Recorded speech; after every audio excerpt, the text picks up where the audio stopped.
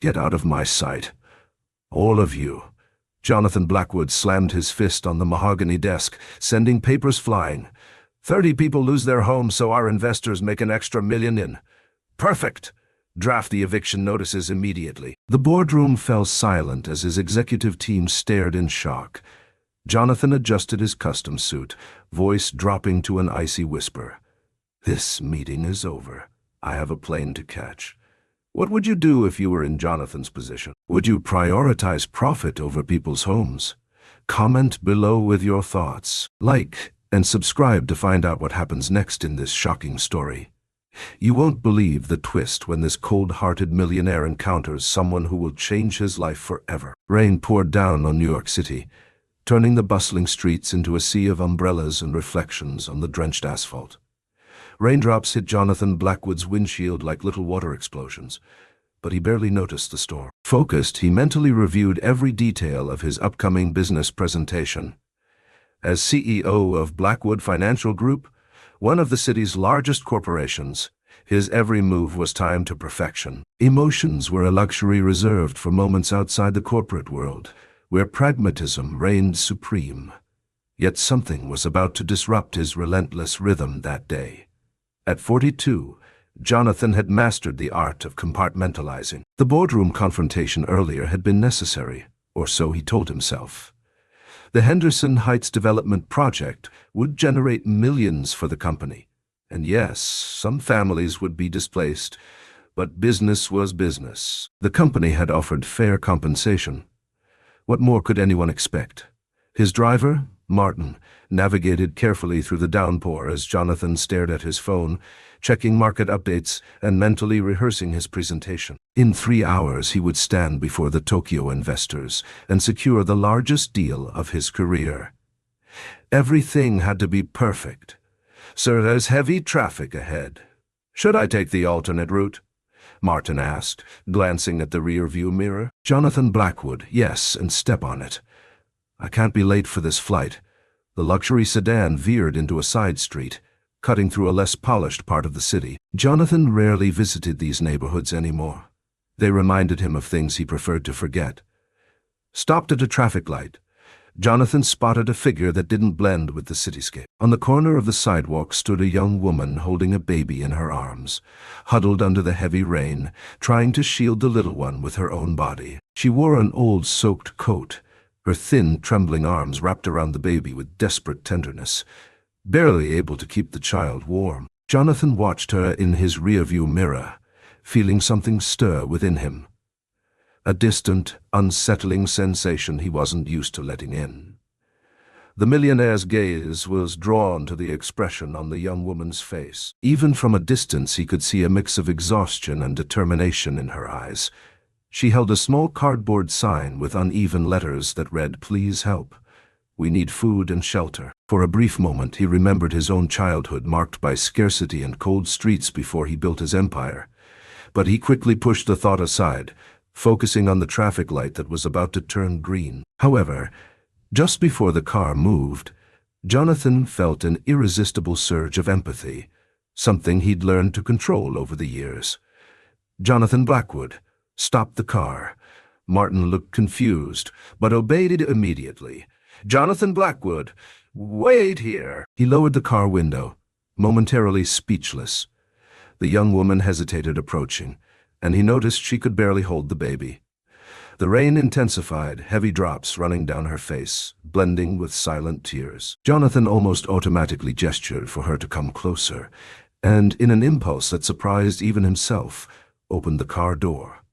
"Jonathan Blackwood, get in," he said, his voice firm but gentle. The woman hesitated, clearly suspicious, but the need to protect the baby won out.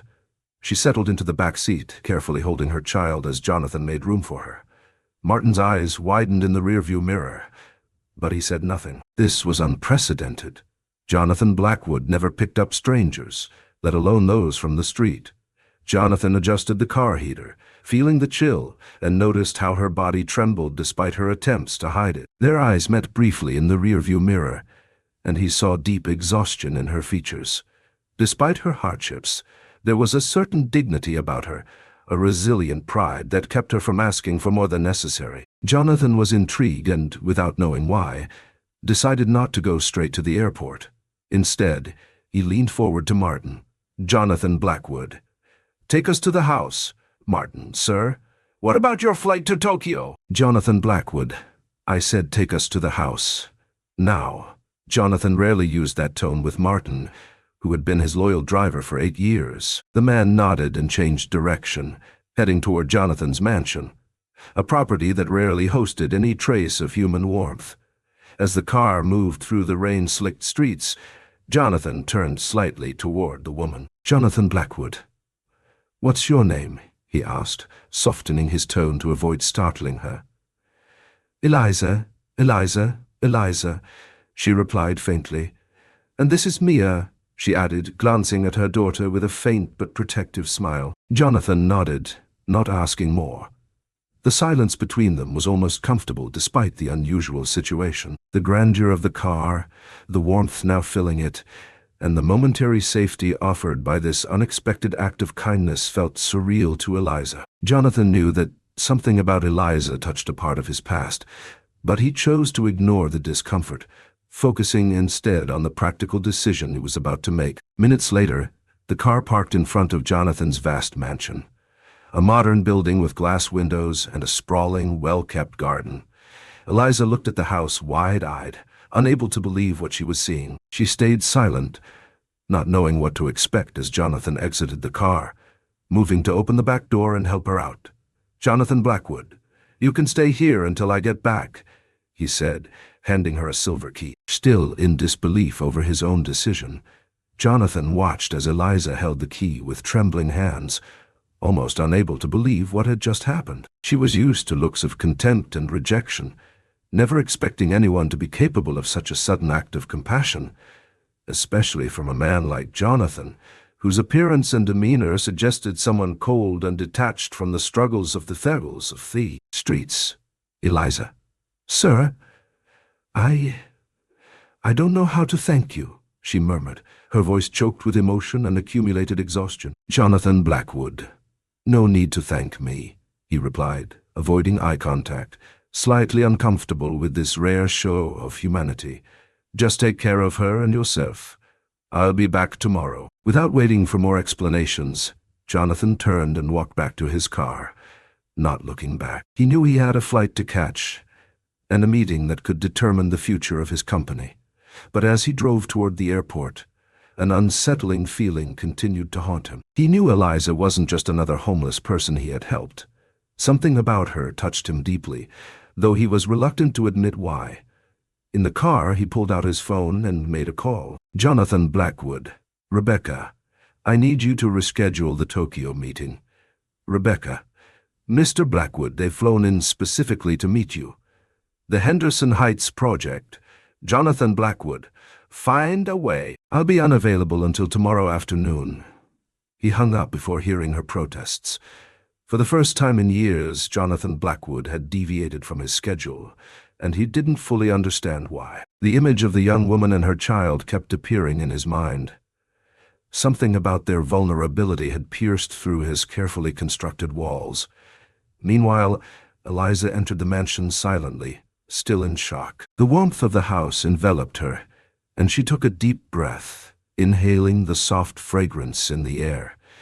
The luxury around her seemed a world apart, a distant reality, and the mansion grew more imposing with every step she took. Holding Mia close, she slowly walked through the spacious living room, where sophisticated furniture, art pieces, and a crystal chandelier made everything seem like a mirage to Eliza. This was an unexpected and almost miraculous refuge, a place where she could finally rest, if only for one night. As the night went on, Eliza found a comfortable room where she could lay Mia down on a soft bed, something she'd never been able to offer her daughter. Mia's eyes sparkled upon seeing the luxurious room, and Eliza couldn't hold back an emotional smile.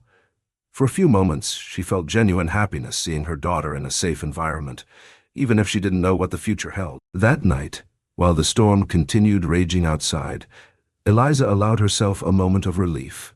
Jonathan's house was an improbable shelter, but for now, it was all she had and all she needed. Closing the door behind her, Eliza felt years of torment and uncertainty lift from her shoulders, as if she'd left them outside the pristine walls. The luxurious furniture and the tall windows overlooking the dark, rain-lit garden made this place a surreal haven. In silence, as if afraid to wake from a dream, Eliza let her gaze wander around the wide room, almost unable to believe what she was seeing. In her arms, Mia slept, unaware of where she was but nestled in her mother's arms, as if for the first time she felt safe. Eliza knew this chance, as improbable as it was a small miracle for someone like her who lived without a permanent address or stable shelter. Knowing she could sleep without worry was an unthinkable luxury. Looking around, she noticed an open kitchen fully equipped with gleaming appliances. Feeling a pang of hesitation, she approached, but hunger overpowered any reservations. Since she'd lost her home, the chances for a decent meal were rare, and cooking with fresh ingredients even rarer. Without thinking too much, she gently laid Mia down on one of the sofas, making sure she was still deeply asleep, and walked to the kitchen. The cabinets around her were impeccably organized, revealing shelves filled with foods she hadn't seen in a long time. She opened the refrigerator drawer with eager fingers, finding fruits, vegetables, and dairy products, all fresh and inviting under the white light. She took out some ingredients, hesitant as if each movement might shatter the magic of the moment. She chose eggs, a few vegetables, and a slice of homemade bread, feeling a simple joy as she began to prepare a meal. As she stirred the eggs in the skillet, Eliza couldn't contain the swelling emotion in her chest. Cooking for most was routine, but for her, it meant stability, security, and above all, a sense of control that had long been missing. When the soft scent of the cooked eggs began to fill the kitchen, a quiet smile appeared on her face. It was a familiar yet long-forgotten feeling. She cut small pieces for Mia, imagining her daughter's reaction to a meal prepared with love and care. In a few minutes, the simple but nourishing meal was ready, and Eliza sat at the table, her heart warm and her gaze showing relief and gratitude in her tired eyes. Mia woke up to the smell, and Eliza lifted her with a tenderness that transcended hunger and exhaustion. The child smiled, her eyes shining with the innocence of someone unaware of life's hardships. Eliza patiently fed her, quietly laughing at Mia's delighted expression with each bite. It was a common scene for many, but for Eliza, it was like a stolen piece of normalcy from the past. As they ate, Eliza allowed herself to relax for the first time in months. Each bite brought strength back to her body and soul. The simple meal became a banquet, a moment of peace amidst the storm that was her life. After dinner, Eliza turned to Mia, who was playing with a spoon as if it were the most precious of toys. Eliza watched her with a serene gaze, savoring the instant of peace. She got up and wandered around the house, looking for a place where she could give Mia a warm bath and maybe take one herself. Entering the master bathroom, Eliza stopped, astonished by the space's grandeur. White marble walls, heated floors, and a bathtub large enough for two gleamed under the soft lights. It was a place she never thought she'd be, a symbol of a world she didn't belong to. But there, facing the chance to provide a bit of comfort for her daughter, Eliza took a deep breath and decided that at least for one night she'd enjoy this comfort. She filled the tub with warm water and carefully undressed Mia, gently lowering her into the water, watching her daughter's face light up with surprise at the soothing warmth. The little one laughed and splashed, her laughter echoing around the bathroom, transforming the space into a bubble of genuine happiness. Eliza washed her daughter's little fingers, her face, and wrapped her in a soft robe she found in the closet. After taking care of Mia, Eliza finally took a bath herself. The warm water washed over her skin, carrying away the traces of time and the painful memories of nights spent in the cold. Closing her eyes, she was transported to a time when she still had a home and a bright future. But life, with its unpredictable turns, had pushed her far from that path, teaching her that destiny wasn't always fair. Eliza stepped out of the bath feeling renewed, as if she'd left a part of her pain in the water flowing down the drain. She found a soft robe and wrapped herself in it, feeling embraced, almost as if in a dream. Mia, already sleepy, rested peacefully on the king-size bed pillows, a rare and precious sight that made Eliza sigh with pure relief. She lay beside her daughter, holding her gently, her mind drifting between gratitude and hope. With Mia snuggled in her arms, the accumulated exhaustion of recent months washed over her in waves. Eliza closed her eyes, breathing in the gentle scent of clean sheets and the warmth of the room that protected her from the storm outside. She knew this night was a precious gift, and she wasn't sure what the next day would bring. But at that moment, she was determined to set aside her fears and anxieties. For the first time in a long time, Eliza let herself fall asleep without worry. It was a strange but welcome peace that enveloped her completely. The shadows of her past seemed to dissolve, even if only temporarily, as she took a deep breath and sank into a deep and restorative sleep. Meanwhile, on his private jet bound for nowhere in particular, Jonathan Blackwood stared out the window at the dark sky, wondering what had possessed him to hand his house keys to a complete stranger. The board meeting earlier that day kept replaying in his mind. 30 families would lose their homes because of his decision. And yet here he was, offering shelter to one homeless woman and her child. The contradiction wasn't lost on him. What was it about Eliza that had broken through his carefully constructed armor? Perhaps it was the dignity in her eyes, the same determined look his mother had worn years ago when they'd struggled to survive. Or maybe it was the innocence of little Mia, untainted by the world's harshness. Jonathan sipped his scotch, contemplating the strange turn his day had taken. For the first time in years, he questioned the man he had become, the cutthroat businessman who could displace 30 families without blinking but couldn't ignore one woman and her child in the rain. During the night, Eliza dreamed of her past life, the years of struggle, hope, and eventual despair. Before becoming homeless, she had been a promising medical student, dedicated and passionate about helping others. Her parents' deaths had been the first devastating blow, leaving her without emotional and financial support. The bills piled up. Medical school became overwhelming when combined with the job she'd taken to support herself. During this vulnerable time, she met Ryan, a charming man who seemed to understand her pain perfectly. Ryan had been gentle and attentive, making her believe she could overcome her hardships. Eliza trusted him completely, sharing her fears, dreams, and vulnerabilities. But over time, he revealed his true nature, possessive and manipulative. The once affectionate gestures turned into cruel words and demands. Too late, she realized she had handed him control of her life. Quietly, he emptied her emergency savings account. When she finally confronted him, Ryan showed his true colors with cold indifference, laughing at her illusions and admitting he'd only wanted her money. He abandoned her, pregnant and penniless. Without support and with a baby coming, Eliza couldn't continue her studies. Every attempt to find work met with rejection, and New York City, once the backdrop of her dreams, became a battleground for daily survival. Morning light filtered through the mansion's windows, rousing Eliza from these painful memories. Looking at Mia's peaceful sleeping face, she felt a surge of determination. Jonathan's unexpected kindness had given her something precious, hope. She wouldn't waste this opportunity. Downstairs, Jonathan sat in his home office, phone in hand. He'd barely slept, his mind wrestling with conflicting thoughts. The Henderson Heights development project documents lay spread across his desk.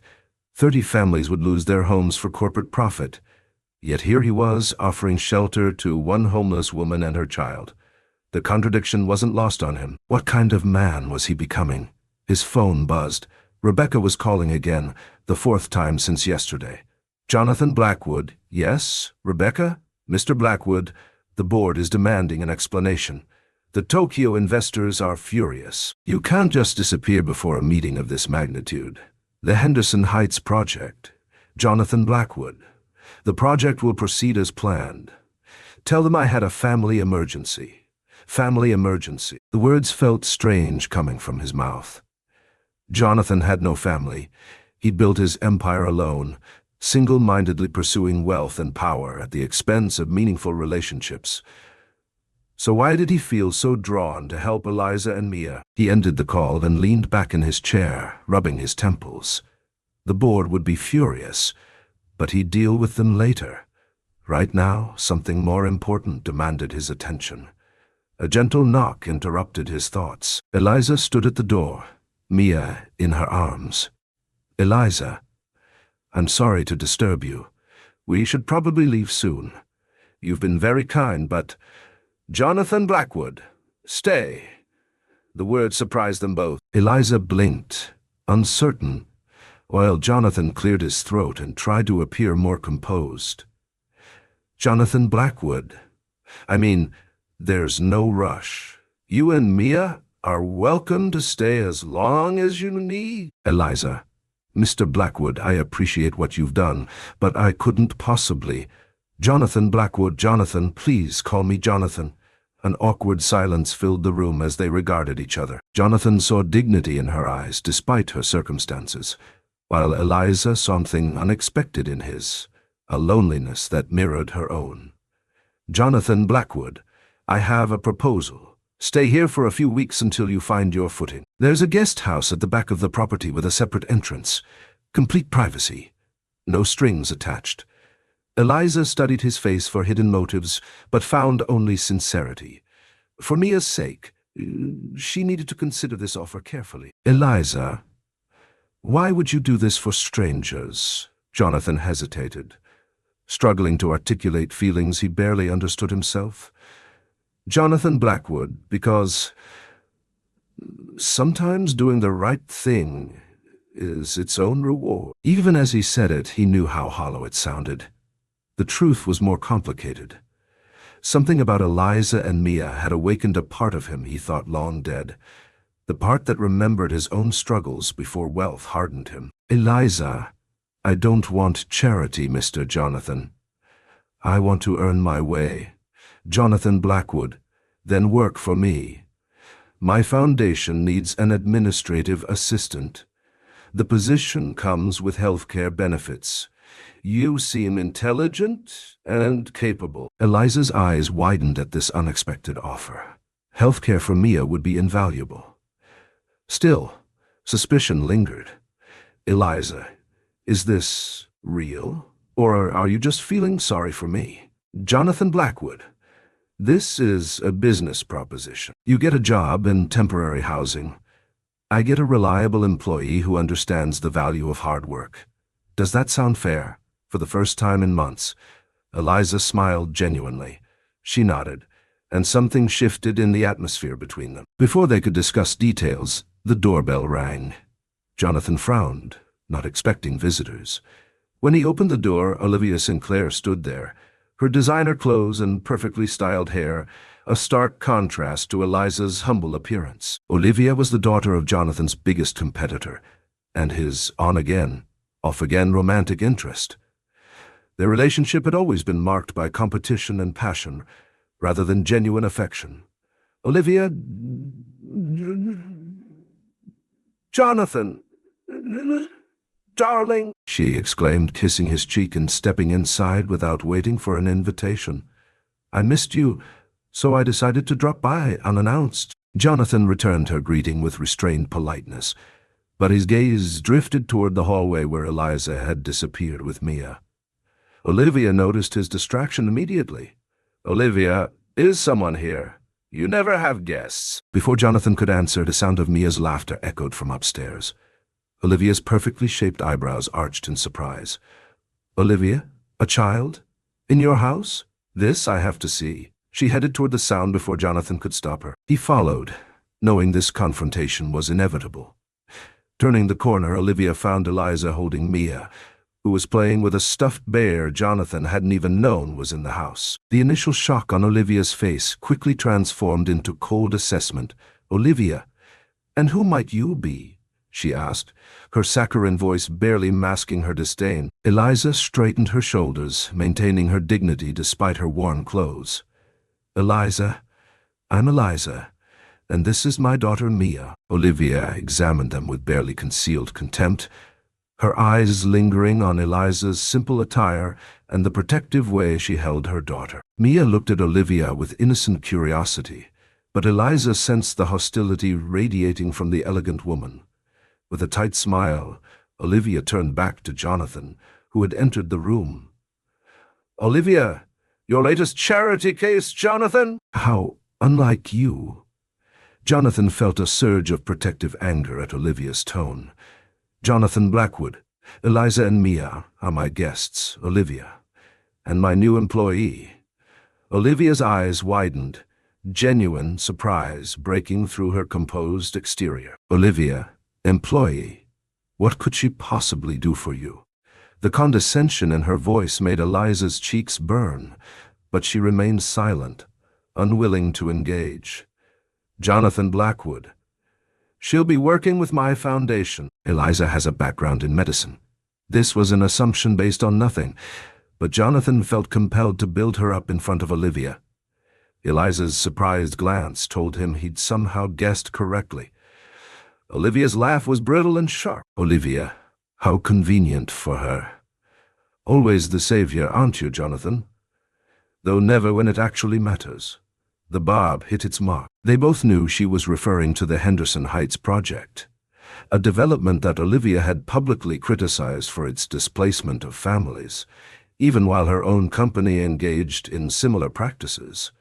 Is money more important than people? What would you do if you were Jonathan?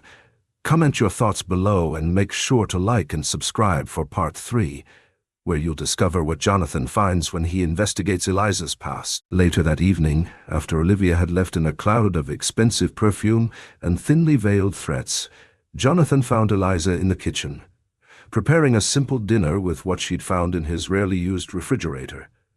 "Eliza, I hope you don't mind. I wanted to thank you somehow."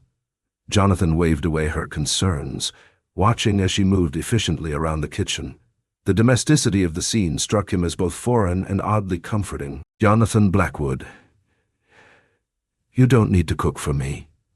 "Eliza, I want to. Besides, it feels good to do something normal." She paused, hesitant. "I couldn't help overhearing some of your conversation with Olivia." "This Henderson Heights project." Jonathan tensed, not prepared to discuss business with her. "Eliza, I lived near there once. It's a struggling neighborhood, but the community is strong. The people there look out for each other." Her words hung in the air between them. Jonathan suddenly couldn't meet her eyes, uncomfortably aware of his role in destroying the kind of community that might have helped Eliza when she needed it most. Jonathan Blackwood. "Business is complicated." "Eliza, Zoe's survival." She stirred the pasta sauce, choosing her words carefully. "When I was in medical school, I learned that the first principle is do no harm.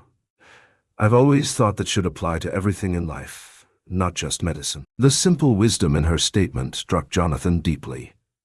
How long had it been since he'd considered the human cost of his business decisions? The next morning, Jonathan called an emergency board meeting. Standing before his executives, he felt something he hadn't experienced in years: doubt. "Jonathan Blackwood, the Henderson Heights project needs reassessment. Board member, reassessment. We're breaking ground next week." "Jonathan Blackwood, I want new plans drawn up. One that doesn't displace current residents." The boardroom erupted in protests. Voices overlapped in a cacophony of outrage and confusion. "CFO, that's not financially viable. We've already invested millions in the current plan." "Jonathan Blackwood, then we'll find a way to make it viable. We're not moving forward until we have a solution that benefits both our company and the community." He left the stunned executives behind, feeling lighter than he had in years. Outside the building, his phone rang. An unknown number. "Jonathan Blackwood. Blackwood speaking." "Detective, Mr. Blackwood, this is Detective Torres. You asked us to look into your house guest's background. I have some information you might find concerning." Jonathan's stomach tightened. He'd requested a standard background check on Eliza. Standard procedure for new employees, he'd told himself, though he knew his motives weren't entirely professional. "Jonathan Blackwood, What did you find, Detective Torres? Eliza Morgan, a former medical student at Columbia. Parents deceased. No criminal record, but there's something else. She was involved with a man named Ryan Cooper. Does that name mean anything to you? Jonathan frowned. It didn't. Detective Torres, Cooper is being investigated for a series of sophisticated financial frauds targeting wealthy individuals. His pattern is to use vulnerable women to gain access to potential marks. The implication was clear. Was Eliza part of a con? A plant sent to infiltrate his life? Jonathan Blackwood, send me everything you have. Returning home, Jonathan found Eliza and Mia in the garden. Mia was crawling on a blanket while Eliza watched her with a smile that transformed her tired face. The scene was so genuinely touching that Jonathan hesitated, doubt creeping in about the detective's insinuations. That evening, after Mia was asleep, Jonathan invited Eliza to his study. The room, with its dark wood and leather-bound books, had always been his sanctuary, yet now it felt like an interrogation chamber. Jonathan Blackwood, we need to talk about Ryan Cooper. Eliza's face strained of color. She gripped the arms of the chair, her knuckles white. Eliza, how do you know that name? Jonathan Blackwood. Standard background check for the foundation position. What's your relationship with him? Eliza's laugh was bitter, nothing like her usual gentle demeanor. Eliza, relationship? He destroyed my life, took everything I had, which wasn't much to begin with, and left me pregnant and homeless. Her eyes flashed with sudden understanding. You think I'm working with him, don't you? That this is some kind of con? Jonathan maintained his businesslike facade, though her visible pain made him question his suspicions. Jonathan Blackwood, is it? Eliza stood, anger and hurt radiating from her. Eliza, I thought you were different, that your kindness was genuine, but you're just like everyone else, assuming the worst of people who have nothing. She moved toward the door, shoulders straight despite the obvious weight of his accusation. Eliza, Mia and I will be gone by morning. Thank you for your temporary charity, Mr. Blackwood. The formal address stung more than Jonathan expected. He didn't stop her as she left, conflicted between his instinct to trust her and years of business-honed suspicion. When morning came, Jonathan awoke to the sound of silence. No baby's laughter, no gentle humming as Eliza prepared breakfast. The emptiness of the house pressed in on him, heavier than before.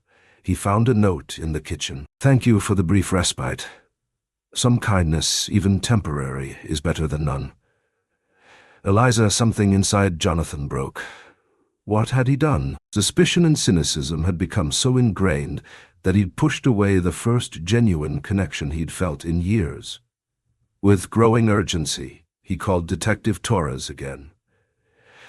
Jonathan Blackwood, I need more information on Ryan Cooper. Specifically, is there any evidence Eliza Morgan was complicit in his crimes? The answer came later that day as Jonathan paced his office, consumed with regret. Detective Torres. None whatsoever.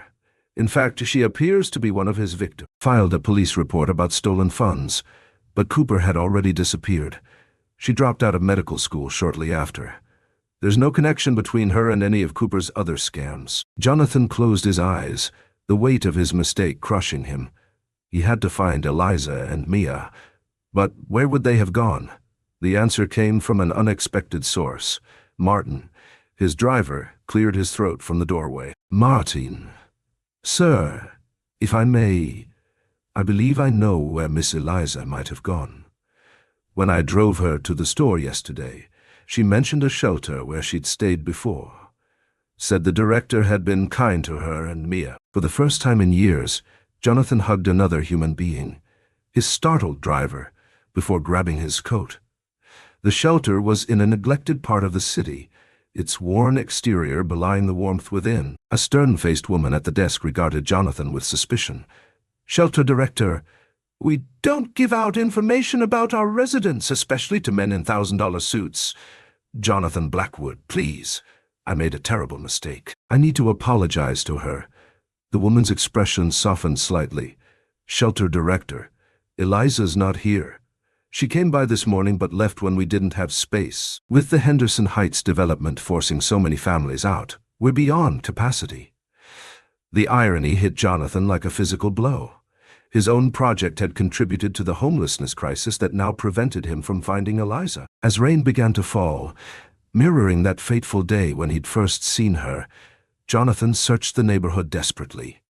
Each passing hour increased his worry. Where could they be in this weather? The answer came as he turned a corner and saw a familiar figure huddled under a store awning, protecting a small bundle from the rain. Jonathan stood motionless in the rain, watching Eliza huddled under the store awning, protecting Mia from the downpour. The sight transported him back to their first meeting, except now, the roles felt reversed. He was the one desperately seeking shelter, not from the rain, but from the emptiness that had consumed him since they left. Approaching slowly, Jonathan saw Eliza tense as she recognized him. Her eyes, once warm with gratitude, now held caution and hurt. "Jonathan Blackwood." "Eliza," he said, his voice barely audible above the rain.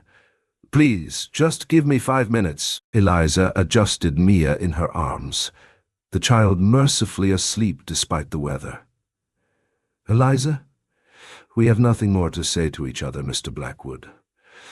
The formality stung him, but he persisted. "Jonathan Blackwood, I was wrong. About everything." The detective confirmed you have no connection to Ryan Cooper beyond being one of his victims. A flash of pain crossed Eliza's face at the mention of Ryan's name. "Jonathan Blackwood, I let Olivia plant doubts in my mind because trusting people doesn't come naturally to me. But these past few days without you and Mia have been unbearable." Eliza shook her head, raindrops falling from her hair. "Eliza, I can't go through this again, Jonathan. Mia and I have survived this long on our own. We'll continue to do so." Jonathan stepped closer, his expensive suit now soaked through. "Jonathan Blackwood, I know you don't need me. That's what makes this different. I need you, both of you. You showed me what my life has been missing." A police officer approached, eyeing them suspiciously. "Officer, everything all right here, ma'am?" Before Eliza could respond, Jonathan spoke. "Jonathan Blackwood. Officer, this woman and her child need shelter for the night. Could you direct us to the nearest hotel?" The officer looked between them, confusion evident. "Officer, there's a motel about 6 blocks east, but—" "Jonathan Blackwood, thank you. We'll head there now." He turned to Eliza, extending his hand but not touching her. "Jonathan Blackwood. One night, a warm, safe place for Mia. We can talk, and if you still want nothing to do with me tomorrow, I'll respect that decision." Eliza hesitated, looking down at Mia's sleeping face, her maternal instinct warring with her pride. Finally, she nodded. At the motel, Jonathan requested 2 adjoining rooms. Once Mia was settled in the first room, soundly sleeping on a clean bed, Eliza joined Jonathan in the second. "Eliza, you mentioned a detective." Jonathan nodded. "Shame washing over him." "Jonathan Blackwood, after you left, I hired someone to investigate your background. I told myself it was standard procedure for potential employees. But the truth is, I couldn't believe someone like you could be genuine. My world doesn't allow for that kind of sincerity." Eliza sat on the edge of the bed, maintaining distance. "Eliza, and what did this detective discover?" "Jonathan Blackwood, everything I should have trusted you to tell me when you were ready. Your medical studies, your parents passing, Ryan's betrayal. But most importantly, he discovered your integrity. How you never gave up, even when the world seemed determined to break you." Tears formed in Eliza's eyes, but she blinked them away. "Eliza, you had no right to dig into my past. Jonathan Blackwood, you're right. I didn't. And I'm more sorry than you can know." Silence settled between them, heavy with unspoken emotions. "Jonathan Blackwood, the Henderson Heights Project," he began, changing the subject. Eliza tensed, remembering their earlier conversation about the development that would displace so many families. "Jonathan Blackwood, I've ordered a complete redesign. No current residents will be displaced. Instead, we're creating a mixed-income development that will provide affordable housing alongside luxury apartments. Eliza's eyes widened in surprise. Jonathan Blackwood. The board thinks I've lost my mind, and maybe I have. But meeting you and Mia made me realize something I'd forgotten years ago. That business decisions affect real people with real lives. Eliza, why are you telling me this? Jonathan Blackwood. Because you changed me. In just a few days, you reminded me of who I used to be before money and power became my only measures of success. He moved to sit beside her, careful to maintain space between them. Jonathan Blackwood. I've also established a foundation that will provide scholarships for medical students facing financial hardship. The first recipient has already been selected, if she wants it. Eliza stared at him, realization dawning. Eliza. Me. But I dropped out years ago. I have a child now. Responsibilities. Jonathan Blackwood. The scholarship includes childcare, living expenses, everything you need to finish your degree. Mia would want her mother to follow her dreams. Tears spilled down Eliza's cheeks, no longer held at bay. Eliza, why would you do this for me after I walked away? Jonathan Blackwood, because you deserve it. And because I've spent my entire adult life accumulating wealth without purpose. Now I've found one. He reached for her hand, and this time she didn't pull away. Jonathan Blackwood, I'm not asking for forgiveness, Eliza. I'm asking for a chance to prove that people can change. That I can change. Eliza studied his face, searching for any sign of deception. Finding none, she squeezed his hand gently. Eliza, I need time, Jonathan. Trust isn't rebuilt overnight. Jonathan Blackwood. I understand. Take all the time you need. The guest house is yours for as long as you want it. No strings attached. And the scholarship will be waiting when you're ready. They talked through the night, sharing stories and dreams long suppressed. As dawn broke, they checked on Mia, still sleeping peacefully, unaware of the night's transformative conversations. In the soft morning light, Jonathan made a promise, not just to Eliza and Mia, but to himself. He would become a man worthy of their trust, regardless of whether they remained in his life. The weeks that followed brought subtle changes to all their lives. Eliza and Mia moved into the guest house, maintaining their independence while slowly rebuilding trust. Jonathan threw himself into the redesigned Henderson Heights project, working directly with community members to ensure their needs were met. One evening, as Jonathan returned from a community meeting, he found Eliza waiting in his study. Eliza. I've decided to accept the scholarship, she said, a new confidence in her voice. Mia deserves to see her mother finish what she started. Jonathan smiled, genuine happiness warming his features. Jonathan Blackwood. That's wonderful news. When will you start, Eliza? Next semester? I've already been in touch with the university. She hesitated, then continued. Eliza, I wanted to thank you, Jonathan. Not just for the opportunity, but for showing me that second chances aren't just fairy tales. Their relationship evolved slowly, cautiously. Jonathan learned patience, a virtue foreign to a man accustomed to immediate results. Eliza learned to trust again, allowing her walls to come down brick by brick. 6 months later, the Henderson Heights Community Center opened. Jonathan stood back, watching as residents explored the new facility that would provide education, healthcare, and employment resources. Olivia Sinclair appeared beside him, elegantly dressed as always, but with a new wariness in her expression. Olivia, I never thought I'd see Jonathan Blackwood playing community savior, she remarked, her tone a mixture of sarcasm and genuine surprise. This isn't exactly profitable, Jonathan Blackwood. Not everything valuable can be measured in dollars, Olivia. She studied him, noting the changes in his demeanor, the relaxed shoulders, the genuine smile that had replaced his practiced business expression. Olivia, she's really changed you, hasn't she? This homeless woman and her child. Jonathan Blackwood, Eliza changed me by reminding me who I was before I forgot. And for that, I'll be forever grateful. Olivia's gaze drifted to where Eliza stood across the room. Now dressed in a simple but elegant outfit, her hair styled, looking every bit the medical student she was once again becoming. Mia played at her feet, happier and healthier than before. Olivia, I misjudged her. And perhaps you as well. With those unexpected words, she walked away, leaving Jonathan to contemplate how far they'd all come. That evening, as they walked through the gardens of Jonathan's mansion, no longer cold and formal but filled with life and color, Liza took Jonathan's hand. Eliza, I've been thinking about something you said when you found us in the rain. About needing us. Jonathan nodded, remembering the desperation he'd felt that night. Eliza, I've realized something, Jonathan. We need you too. Not your money or your resources, but you, the man who sees value in second chances and believes people can change. She stepped closer, the distance between them finally closing. Eliza, I'm ready to try if you are. Not as a charity case or an employee, but as equals building something real. Jonathan's heart raced as he gently pulled her into an embrace.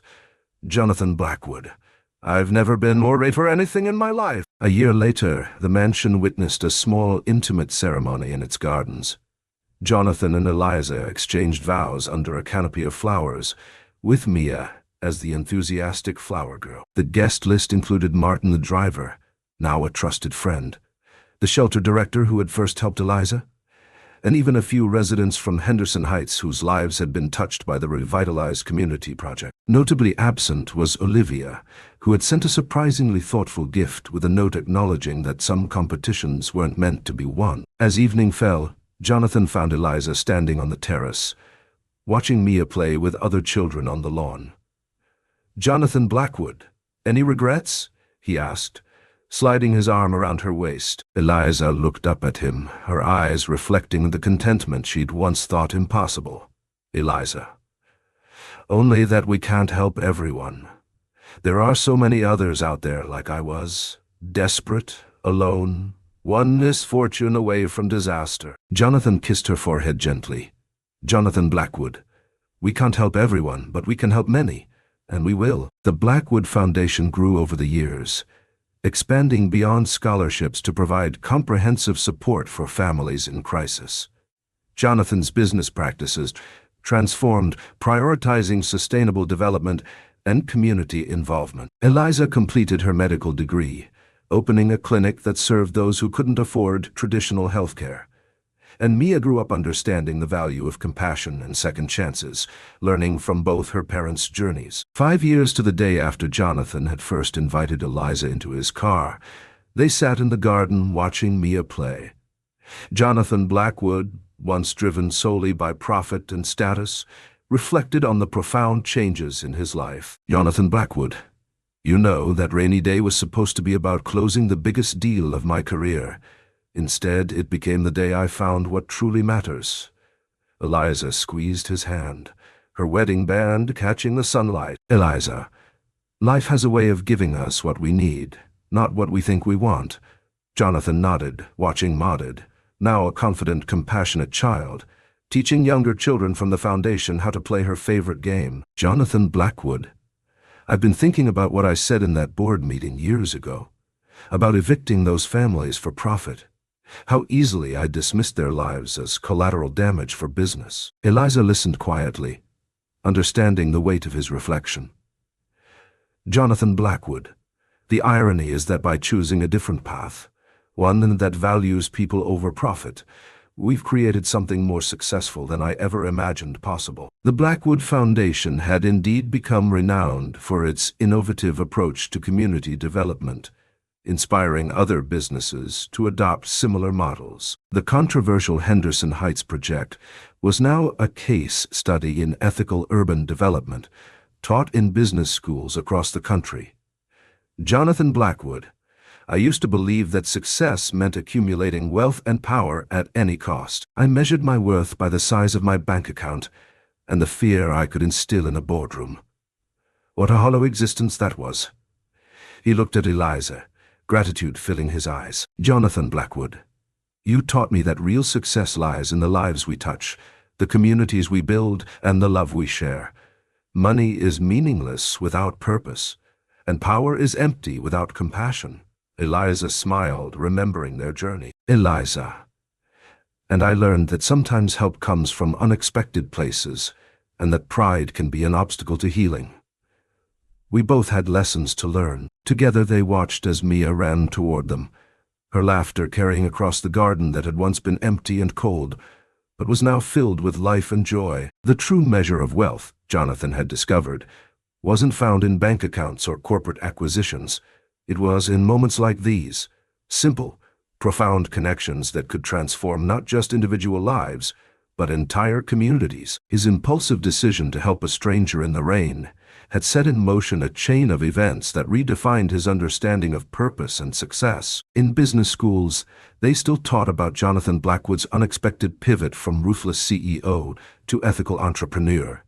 Some called it a publicity stunt, others a midlife crisis. But those who knew him understood the truth, that sometimes a single act of kindness can shatter the illusions we build around ourselves and reveal a path to genuine fulfillment. And Eliza, once homeless and hopeless, had discovered that trust, when placed in the right hands, could build foundations stronger than any mansion. Her journey from medical student to homeless mother to respected physician and foundation director proved that second chances, when embraced with courage, could lead to destinations more beautiful than any we could have planned. Their story became a testament to the power of transformation. How one rainy day, one moment of compassion, one decision to see beyond appearances could change not just two lives, but countless others through the ripples of their influence. As the sun set on their garden, painting the sky in brilliant colors, Jonathan and Eliza held hands, grateful for the storm that had brought them together and the strength they'd found to weather all those that followed. And Mia, the innocent catalyst for it all, played happily in the world they had built together. A world where second chances weren't just possible but celebrated, where trust could be rebuilt, and where love could transform even the coldest mansion into a true home. Thank you for joining us on this emotional journey of transformation and second chances. What did you think about Jonathan's evolution from profit-driven CEO to compassionate husband and father? Share your thoughts in the comments, and don't forget to subscribe for more stories that will touch your heart and challenge your perspective.